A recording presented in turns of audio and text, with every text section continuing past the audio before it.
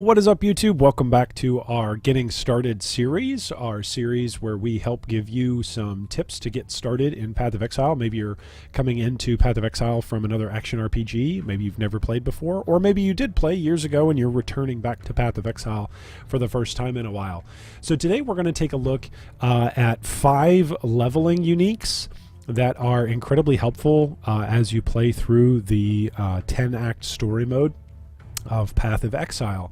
So these aren't ranked in any particular order, and these are totally personal preferences, so you may go to different YouTubers and they may give you different recommendations, but these are the recommendations that I've had, both from my own knowledge of playing the game as well as from guild knowledge from other guildmates here in G3, as well as from my own aggregate knowledge of checking out different YouTubers and checking out different community suggestions on just what are the best leveling uniques, what are the best ways to smooth out your power level and your power spikes as you level and progress through the various acts in Path of Exile. So our very first unique that we're going to take a look at is the Tabula Rasa. It's right here on this character that I'm leveling. You can see I'm a level 36 Saboteur is what I'm going to be once I complete my Ascendancy.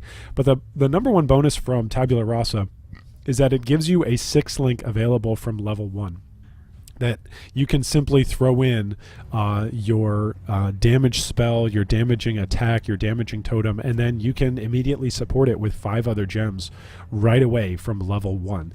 That is a huge benefit. The fact that it's got 6 white sockets that are all linked means that you don't need a particular setup, you don't need any chromatics, you don't need any fusings, you don't need any jewelers.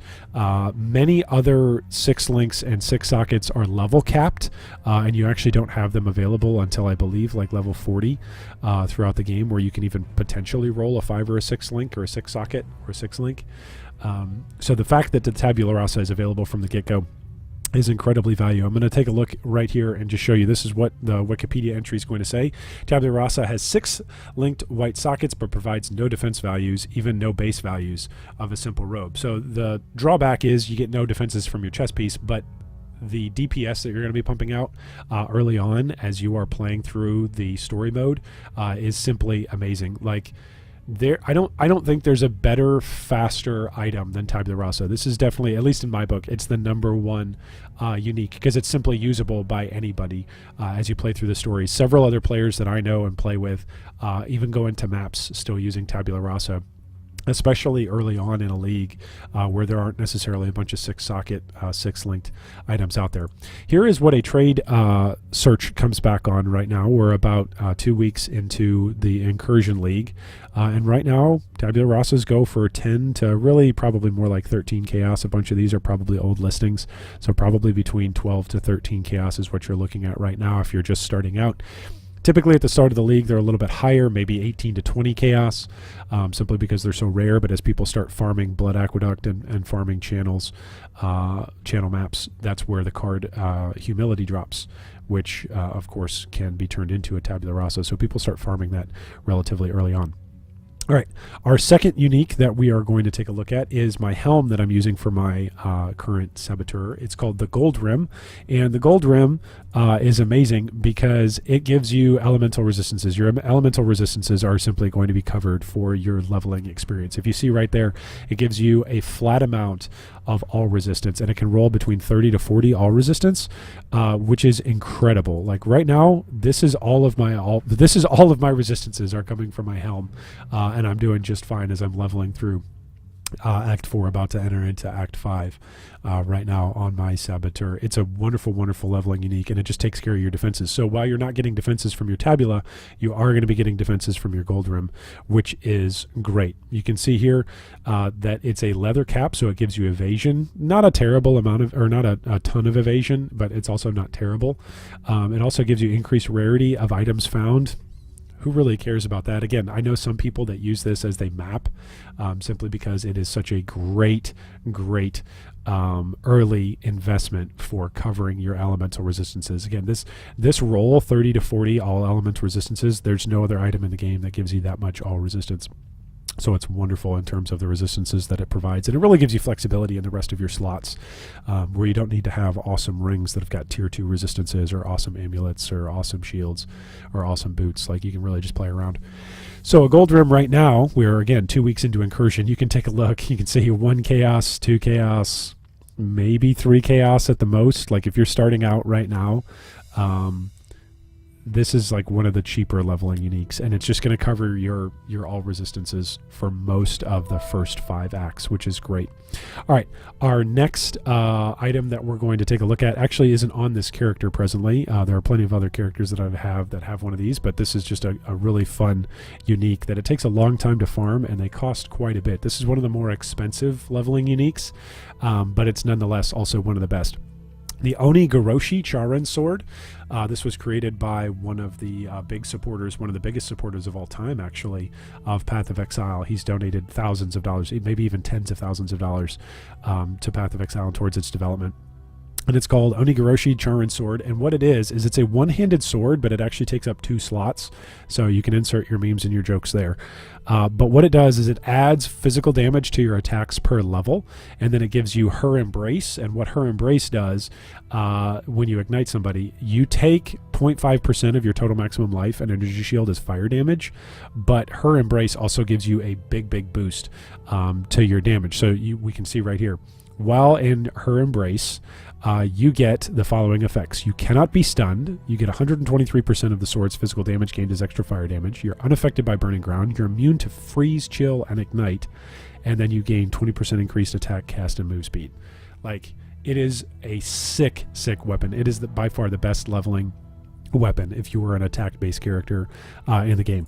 Now, one quick thing, because it uses both hand slots, but it's tagged as a one-handed weapon, you see right here it's tagged as a one-handed weapon, that means if you get any of the passive tree nodes that give you bonuses to two-handed weapons, it's not going to increase its damage based off of two-handed weapons, because it's technically a one-handed sword, even though it takes up both slots. So you won't be able to dual wield, you won't be able to wield a shield, but that's okay. If you use Oni-Garoshi and you've ever used one before, or you've seen one using one, you've seen somebody using one, it's ridiculous how quickly it clears and how much it keeps you safe as you level, simply because it blows everything up.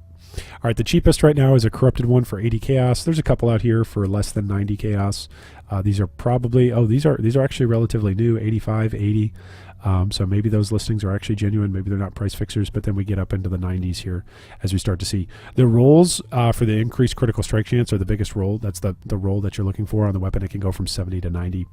So you can see right here what a perfect Oni-Garoshi is going to cost is 2x. That's what a perfect Oni-Garoshi right now is going to cost. That's uncorrupted.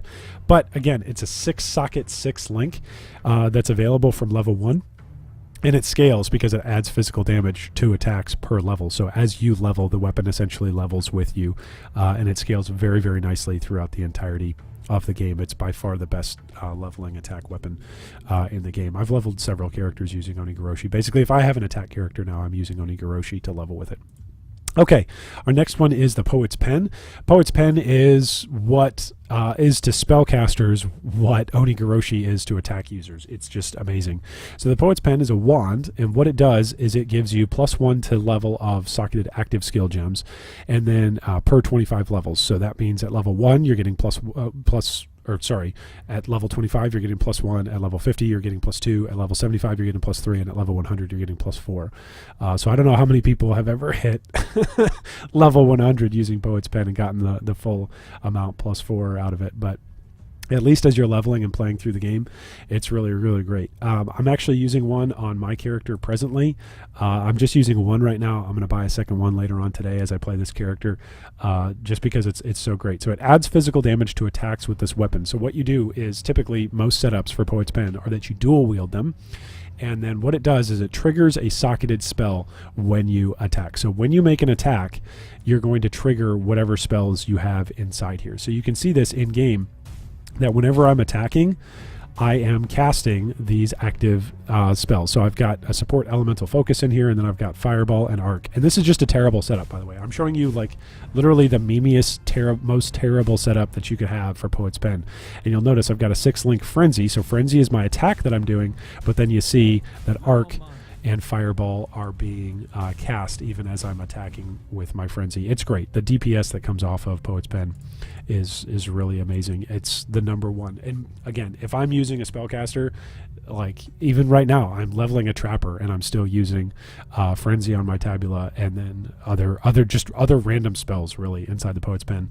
One of the fastest builds that you can do is to do Body Swap in one of your Poet's Pens, and then to do Volatile Dead and Cremation.